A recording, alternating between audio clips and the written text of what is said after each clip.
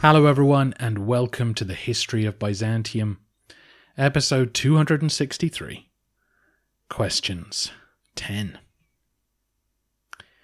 Listener V asks, what was Alexius Angelos thinking in offering such impossible rewards to the Crusaders? Did he overestimate the empire's wealth, or did he think he could wriggle out of such promises once he became emperor? I don't think it was the latter. He was very friendly with Boniface and his troops, and he never really tried to get out of his obligations. So I think he always intended to pay his debts. He was a teenager when he escaped Constantinople and had grown up under house arrest, so it's entirely possible that he overestimated the wealth of the empire. He was certainly out of the loop on how badly things were going in his absence. But I think the most likely explanation is that it was Boniface of Montferrat who told him how much to ask for, making sure that it was enough to smooth over any doubts the rest of the Latins might have about agreeing to the diversion. Boniface seemed to think, from early on, that the Romans could pay off the Crusaders' debts. Constantinople's reputation for being rich was well known, and Boniface wanted to use that wealth to feed his ambitions. As we'll see when the narrative resumes, Boniface was keen to be emperor himself once Alexius was dead. When Alexius Angelos eventually stopped paying the Latins, you may remember that Enrico Dandolo asked for a meeting, at which the Doge supposedly yelled at the young emperor for breaking his word. Listener MS asks, what exactly did the Doge expect Alexius to do, given that the empire was clearly impoverished, large parts of the city were on fire, and any further confiscations of private property might prompt a rebellion against him? I think Dandolo, like a lot of the Crusaders, didn't believe that the Romans were really out of money.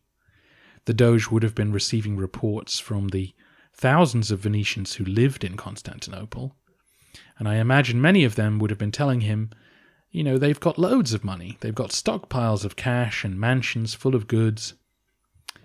But if Alexius Angelos was a more experienced negotiator, then Dandolo might have been interested in other potential concessions. Perhaps the Romans could have gifted him more land in the provinces, or an expansion to the Venetian quarter, or the rights to exclude Genoa and Pisa from the empire's ports. Things like that might have been accepted, at least as down payments or deferrals of what was owed. But Dandolo had to make his money back to justify the huge expenses he'd gone to in outfitting the fleet, and that included paying his men for the time they were wasting on the banks of the Golden Horn. So the Doge needed Alexius to keep some form of remuneration flowing in order to get his men home fully paid. But as we know, Alexius had reached the limits of what he could reasonably do. Listener AB questions my suggestion that more aggressive guerrilla tactics might have dented the Latin war effort. He asks whether it might have pushed the Latins into attacking sooner than they did. In a way, it doesn't matter. The Latins were only at war with the Byzantines briefly, first when they initially landed, and then again right at the end of the story when Mourtzouphlos murdered Alexius Angelos. So it's only on those occasions where I'm suggesting the guerrilla attacks could have been more effective. On both occasions, it wouldn't have mattered if it provoked the Latins to attack more quickly. The goal was to hamper their preparations.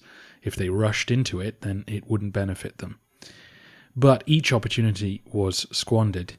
It seemed like Alexius Angelos Komnenos and then Mourtzouphlos lost heart after their initial attacks failed, and I think a more desperate urgency might have caused the Latins logistical problems.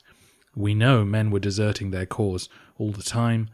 If this could have been pushed towards a tipping point, maybe the attacks might have failed. Listener AB also asks whether anything else could have been done to prevent the siege from succeeding. Could the Byzantine elites have been better united? Could the Latins have been bribed or co-opted, or diverted, or delayed? Could someone else have come to the rescue? It's really hard to know exactly what was going on inside Constantinople. In theory, there would have been thousands of young men ready to fight for their city. Choniates does mention them on several occasions, where they took matters into their own hands, attacking the Latins with bow and arrow. I can only assume that they were not drafted into the army initially for fear of the chaos it might cause. You don't want raw recruits disobeying orders, opening a gate when they shouldn't, or abandoning their posts. By the time of the final attack, many may have left the city because their homes had been destroyed. But still, it's frustrating that Choniates doesn't address the issue of why the presumably large population of Constantinople was not brought to bear on the invaders. Similarly, we don't know if the aristocratic elites could have done more. Some, like Mourtzouphlos, did attack the Latins, but were consistently defeated in combat, suggesting the Latin knights were superior warriors on an individual level. Which does bring us to the curious case of Alexius Angelos Komnenos leading the army out to meet the Latins and then retreating before engaging with them. Was this his mistake, or did the elites let him down? We just don't know. The best we can tell from the sources is that the emperor felt he was about to be overthrown, and so he gave up. Would it have been better for him to lead a charge at the heart of the enemy and die trying to save the city? Or, had that failed, would it have led to capitulation? It's hard to say. Listener KP asks, why was this? Why wasn't there more support for Alexius Angelos Komnenos when the Latins turned up? And I think the answer to that again goes to the sense that this was a Byzantine civil war rather than an invasion. Many amongst the elite felt they had something to gain from AAK being overthrown, and it was so much easier to gouge his eyes out than it was to fight a massive Latin army. Angelos Komnenos sensed this and responded accordingly. Listener KP is confused, though, as to why the government wasn't full of loyalists to Angelos Komnenos after years in power. But that's the problem with the Komnenian kinship group. If high office goes sort of automatically to those with blood connections to the ruling family, then your court is full of potential usurpers, including those who were higher in the pecking order when Isaac Angelos was in charge. And oh look, here comes his son, promising to put you back on top. Could the Latins have been diverted, delayed, or co-opted? This is where crusading vows become so important. The Latins were serious Christians. Their oaths meant a great deal to them. So once they'd sworn to support Alexius Angelos, it was hard to back down from that. Would Boniface have called off the crusade if he'd been offered the chance to become emperor, as listener AB suggested? Maybe. But almost certainly he would have melted down statues and stripped churches anyway to pay his followers. So the city might have been sacked from within, even if the killing and enslaving had been avoided. I think if the Latins had run out of food, then they would have had to grudgingly accept some kind of deal, which is why I am keen on more guerrilla attacks. Could someone have come to the rescue? As we'll talk about in a future episode, there was no other Byzantine army to call on. The army was in Constantinople. The garrisons scattered around the provinces were not made up of high-quality troops. What about a foreign force? Could the Bulgarians have been persuaded to attack the Latins as they had the Arabs in 717? Unlikely. In fact, the Tsar had already offered to help Barbarossa take the city during the Third Crusade, and most likely would have done the same on this occasion. Obviously, the context is very different. In 717, the Bulgarians, the Bulgars as they were, had a sense that the Romans were more likely to be favourable to them than a new expanded Muslim caliphate, whereas here the Bulgarians had only just sort of reformed as a state, so helping the Romans was no good. A Latin occupation suited them very nicely.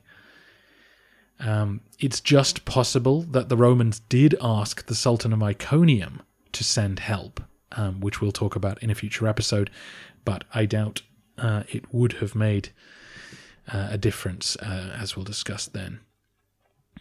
In general, do I think the course of events could have been changed once the Latins, had landed?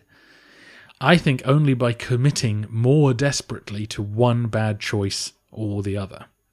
Either you convince people to die for the cause and seriously attack the Latins, or you strip more churches and more homes of their wealth.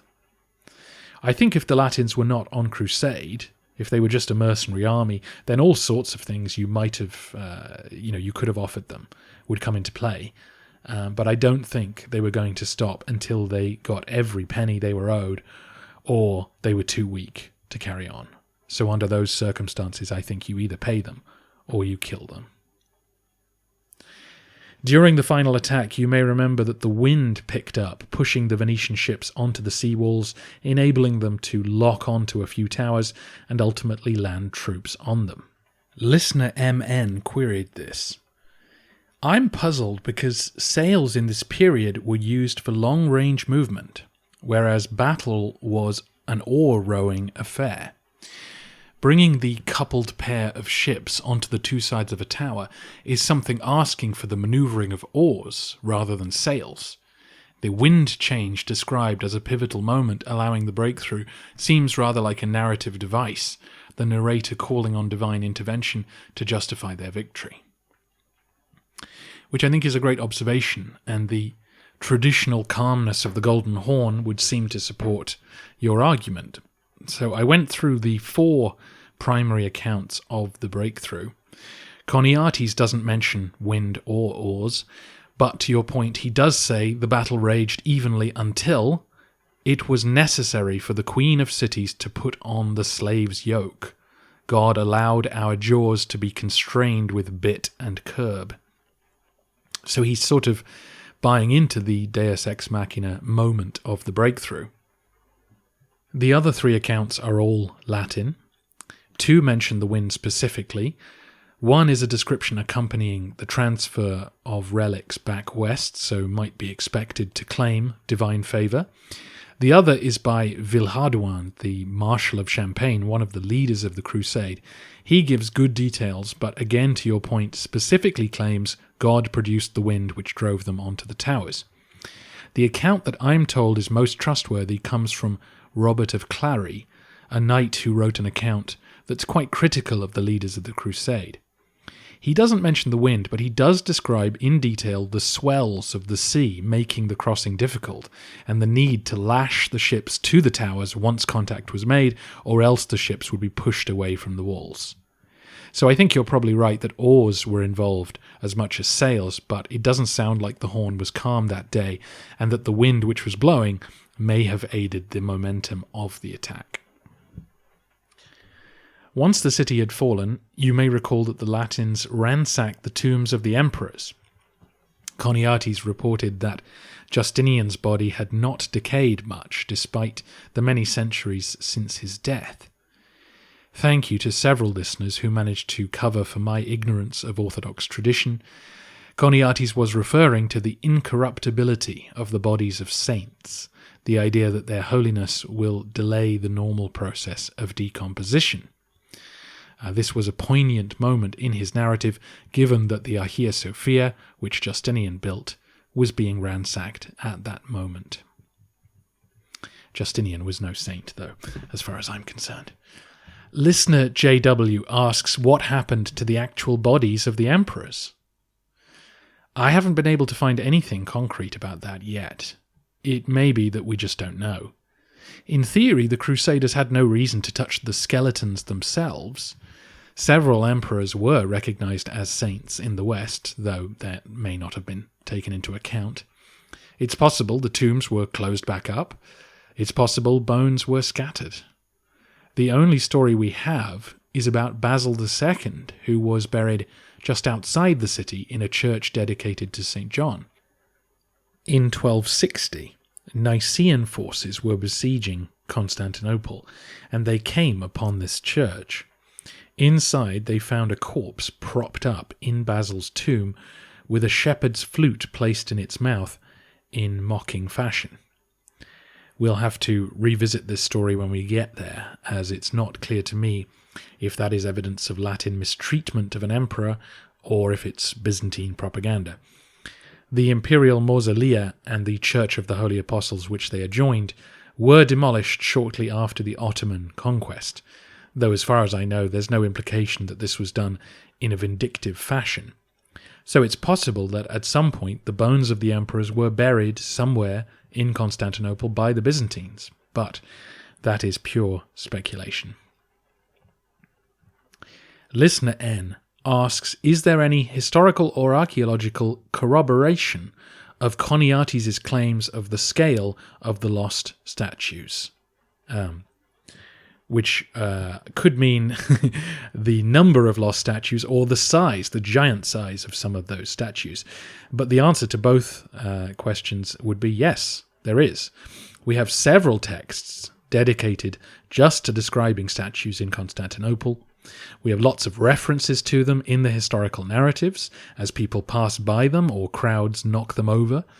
And we have lots of marble and masonry columns and obelisks which survived that confirm the monumental scale of public display in Constantinople. I also mentioned the Colossus of Barletta a couple of episodes ago, which shows you the size of a huge statue of an emperor. And I should mention that one emperor's statue did survive the sack. It was Justinian's, of course. It's always him hanging around to claim the credit. Justinian was the last emperor to erect a giant column with a statue of himself on top. For whatever reason, a column was chosen with no internal staircase, as most of the other columns had. This meant that the Crusaders couldn't easily reach the giant equestrian statue, which looked down on them from the Augusteon. So rather than erect a huge scaffold, they left him up there. The figure of Justinian therefore became even more important after 1204, as the last surviving monumental sculpture in the city. He was eventually brought down in the 16th century by the Ottomans. When they did, interested observers sketched it, and so we know quite a bit about it and its huge size. It wasn't actually a statue of Justinian, by the way. He repurposed a statue of Arcadius, the son of Theodosius I. The ability to create these giant likenesses of men and beasts had been lost by Justinian's day, which several listeners asked about. The answer to that will come when I finally get round to producing a long Byzantine story on Roman engineering and science, though we may have to wait quite a while for that one. Listener SW asks about statues as well, wanting to know about the myth that the statues in the Hippodrome were once alive and had been frozen by Byzantine magic. I can't tell you exactly where that idea originated, but I know it was being told to tourists in the 10th century, and maybe even earlier. There's a fascinating text from the 9th century that I have mentioned in passing before, where someone has written down a sort of guidebook to the statues of Constantinople, and they have absolutely no idea what any of the statues are. They misattribute almost all of them, and many have very elaborate superstitions attached to them. You know, one will blow up the skirt of impure women as they pass by, and another will fall on unsuspecting victims, and so on. These stories are really fascinating. I talked about many of them in episode 168 and episode 168A of the podcast. Byzantine tour guides would update these myths in real time. So the Latins now occupying the city would ask the locals about the figures who were carved onto the column of Theodosius.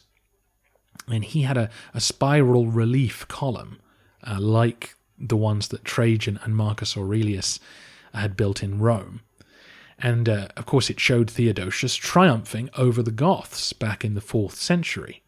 But that context was long lost to those who lived nearby, and so they told the Latins that the column predicted the future, and that people had been looking at it for a long time, trying to work out what it portended. And, of course, now it seemed clear that the men fighting on the column were the Romans and the Latins, and that it was the Latins' victory being portrayed long, centuries before on this giant column. And, of course, the Latins liked the sound of that, and that is how you earn a tip if you are giving people a guided tour. Listener N asked whether there was a sudden influx of precious metal from the capture of all the loot in Constantinople. No, I don't think so. There weren't that many giant statues to melt down. All that cash went straight to the soldiers. It went to paying the expenses of the crusade and of the salaries of those who had to stay behind and work for the new Latin Empire. In fact, the capture of Constantinople depressed the gold supply for some time, since the Romans were no longer minting gold coins. Sadly, this is the end of Byzantine coinage acting as a major instrument of exchange in the Mediterranean world. They will go on minting lesser value coins, but by the time the Romans are fully in charge of Constantinople and their own economy again, in about a century's time, Italian coins will have become the new gold standard. Listener LW asks what happens to the foreign wives of the emperors when the Vasilevs dies. I was thinking of Agnes of France, but in general, are they allowed to return home if they've had no children? Which is a great question, because obviously women are often left out of the narrative. We don't often hear what happens to people, but royal brides often do get a mention. Occasionally we hear of people who returned home. We'll come across Byzantine brides who returned home eventually in our narrative. But it's rare, and in general, as you suggested, they stay around to support their children. If they were deemed politically inconvenient, then they would be encouraged into a convent. If they were politically useful, then they would be married off to someone else. As will be the case with Margaret of Hungary when our story resumes. That is Isaac Angelos' wife. Thankfully, I can actually tell you about Agnes. Agnes was the daughter of Louis VII, the French king who bravely fought his way across Anatolia during the Second Crusade. She was sent to marry Manuel's son, but was then betrothed to Andronicus in a hideous age gap marriage. She was only 12 at the time, and he was dead 3 years later, which must have been a relief. She then remained in Constantinople and became a lady of the court. She ended up in a relationship and eventually married Theodore Vranas, the son of Alexius Vranas, the rebel who Isaac Angelos had to twice put down. When the Latins were camped outside Constantinople as allies of Alexius Angelos, they arranged a meeting with Agnes. They were surprised to find that she no longer understood French and was unfriendly to them. She told them she had no interest in returning to France and did not approve of them interfering in Byzantine politics. It was quite an interesting rebuke to Latin assumptions. Speaking of which, one of the most fascinating moments in the Fourth Crusade story comes when a group of Latins are introduced to the King of Nubia. Alexius Angelos makes introductions, and through an interpreter, they hear a story that astonishes them. This man came from somewhere in southern Egypt or modern Sudan, and his black skin was obviously novel and interesting enough to the Latins on its own, but he had a cross imprinted on his forehead. He claimed that children in his kingdom had the symbol burnt into their heads when they were young. And he had travelled hundreds of miles to visit Jerusalem and then come on to Constantinople.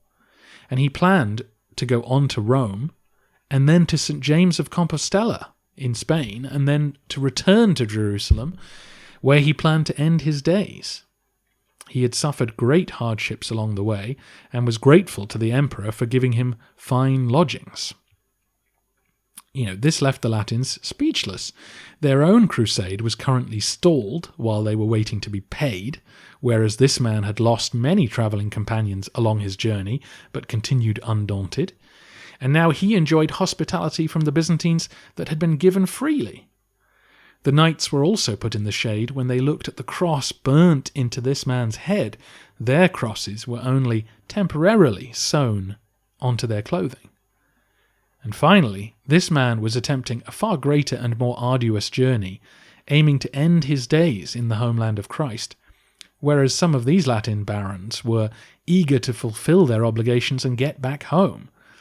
If the story was told by Choniates, you might suspect it was made up to embarrass the Latins, but it comes from Robert of Clary. Listener CF asks if any of the religious artifacts that the Crusaders looted were considered illegitimate because they were made by the Orthodox. That didn't come up in my reading, and I don't think that would be the case. The items they prioritized usually predated the conflicts between the two churches, biblical figures or early saints. And there were many saints who were venerated in Byzantium who the Westerners hadn't heard of or didn't know very well. And so, those relics were left or were not sent, home as prized possessions. So I think rather than illegitimate, they just would have seen them as irrelevant. The bones of a saint who lived in Anatolia in the 8th or 9th century, that would have been no interest to them. Listener AS asks whether the Latin accounts attempt to cover up or diminish the reality of what the Fourth Crusade did, to which I would say yes and no. There's a huge amount of spin going on in the Latin histories, as we would expect, but they aren't trying to downplay what they'd done. On the contrary, they talk up how impressive it was that they had captured this incredibly large and rich city. The more amazing their achievement, the more obvious it was that God had had a hand in it. But each of these accounts, really falls over itself, trying to justify what they'd done, and very few of them dwell on the killing and enslavement. Listener V asks whether Enrico Dandolo really was in his 90s and whether this seemed odd to contemporaries. Dandolo is well attested in the Venetian sources. I can't guarantee he was exactly how old he said he was, but he'd been around a long time, and his age is noted by other people writing about him, but he's treated with great respect by the other Latins. So it was certainly unusual for someone of that age to be so sharp and willing to join a military campaign. Finally, Listener SK asks whether the flying bridges used by the Venetians were designed specifically for the attack on Constantinople or whether they'd been used before. I'm afraid I don't know Venetian history well enough to be sure, but the idea that ships could be used to attack city walls was definitely not new.